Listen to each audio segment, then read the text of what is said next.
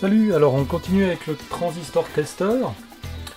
Là, quand je l'avais reçu, là, le transistor tester, il y avait ces pièces avec dans la boîte. Bon, il n'y avait pas d'explication. Mais je pense que ça peut servir quand on mesure des pièces des CMS. Des petites pièces comme celle-là, là, on voit que des points sur l'écran, mais ça c'est un transistor. Ça c'est une résistance. Ça doit être une résistance aussi, un condensateur.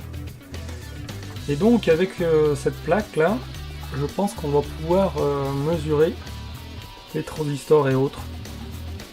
Alors je vais l'assembler puis on va voir ce que ça donne.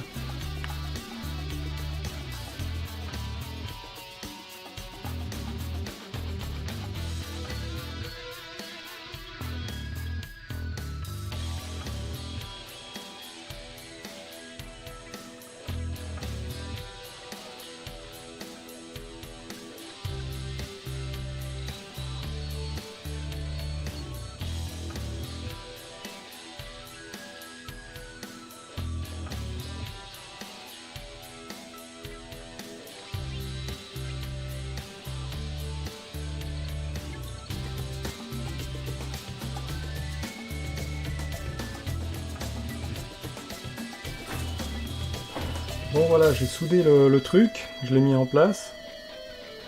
Les 3 premières soudures, en fait, enfin les 6, servent à peu près à quelque chose. Celles qui sont numérotées 1, 2, 3, en fait c'est les 3 contacts où se passent les tests. Et en fait tout le reste sert à rien. Bon bah j'ai soudé quand même pour qu'il y ait une force mécanique, que rien ne bouge. Mais là rien ne bouge. Alors là on va essayer de mettre en place un transistor. C'est pas évident. Bon, je pense que la pince à épiler ça sera pas du luxe. Voilà.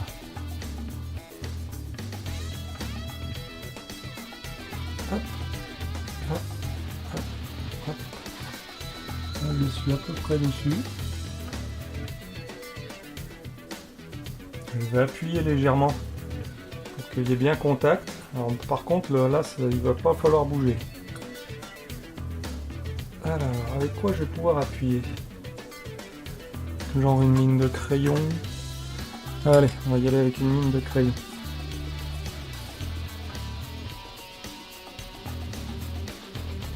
Je lance le test.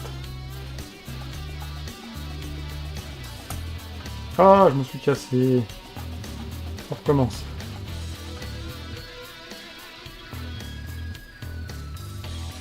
Pas facile.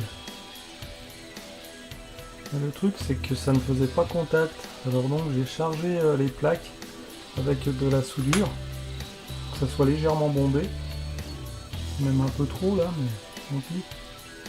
J'appuie le transistor. J'appuie sur test. Ça ne marche pas. Par contre on va essayer de mesurer cette... je sais pas ce que c'est. Sûrement une résistance. Oui, c'est ça. Je la mets en place. J'appuie avec le tournevis. Test. Marche pas. On réessaye. Test. Résistor de 483 ohms. Ah, c'est ça. Bravo. Ah oui, j'ai failli oublier. On peut tester aussi les condensateurs de surface avec cette plaquette. Bon, on va mettre les 2 petites pattes sur la plaquette en essayant de la tenir. Là. Test. Voilà, capacitor, c'est bien, il a bien trouvé une capacité. Entre 1 et 3, c'est bien ça. Avec une capacité donc de 30 microfarad. Et là, c'est une 22. Bon.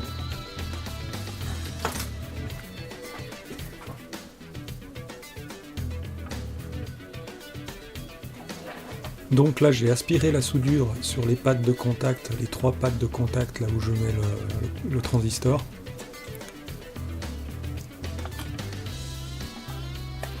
Parce que c'était trop bombé, j'arrivais pas à positionner le transistor comme il faut.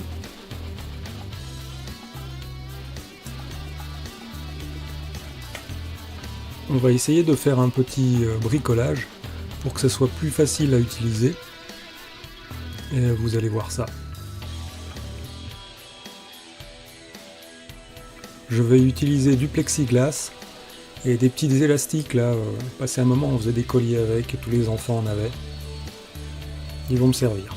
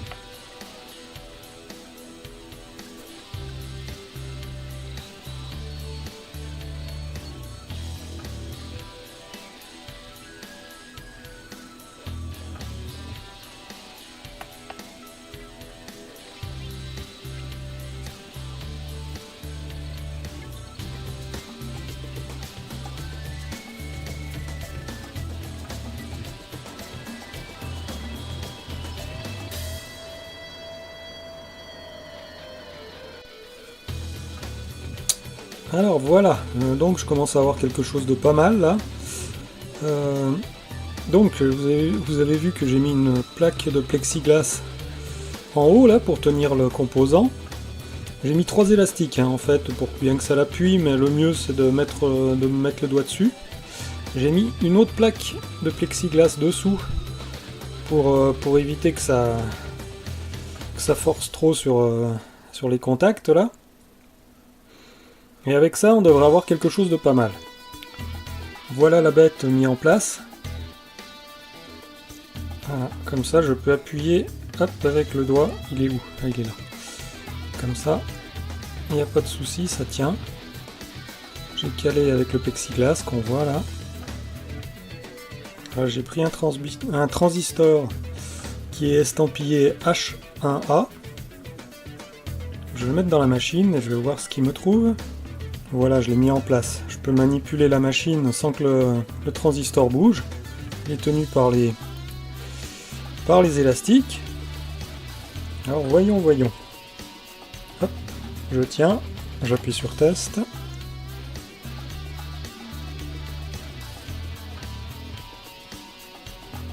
Et voilà, ça me trouve le transistor. Alors en fait, je fais déjà mon petit tableau avec les mesures que j'ai trouvées. On voit bien le H1A, j'en ai même fait 2 là. Et c'est bien à peu près les mêmes mesures. Comme ça je les consigne dans un tableau. Comme ça je pourrais les réutiliser pour comparer si j'en mesure d'autres.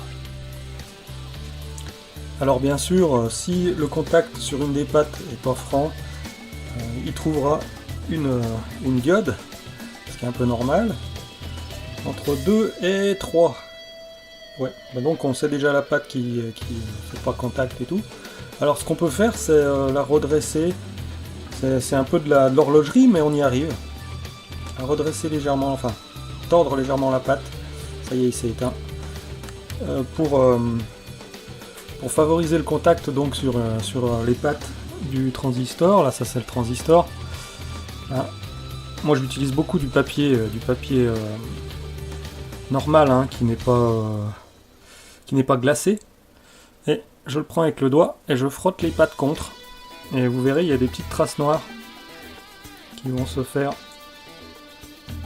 sur le papier. C'est les pattes qui vont frotter un peu, se nettoyer. Même chose pour les contacts de la plaquette. J'utilise une languette de papier, je le glisse dessous. Je frotte un peu. Voilà.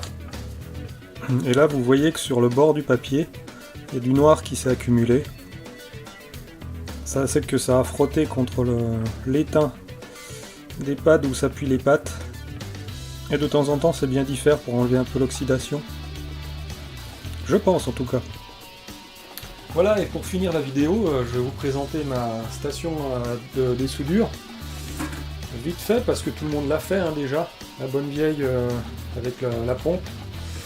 C'est la ZD 915 qui fait parler d'elle sur internet. Je l'ai eu à peu près à 100 €. J'ai mis 9 mois pour l'avoir. Le record battu. Mais bon, comme j'ai été beaucoup occupé, j'ai attendu, mais j'avais autre chose à faire, donc voilà. Elle est venue quand elle est venue, mais elle est venue, c'est le principal. Alors voilà, regardez, écoutez-moi ce bruit. Ce bruit, vous pourrez plus vous en passer, c'est une addiction. Et j'ai essayé, c'est vrai que c'est très sympa. Voilà, et ben salut à tous et à la prochaine.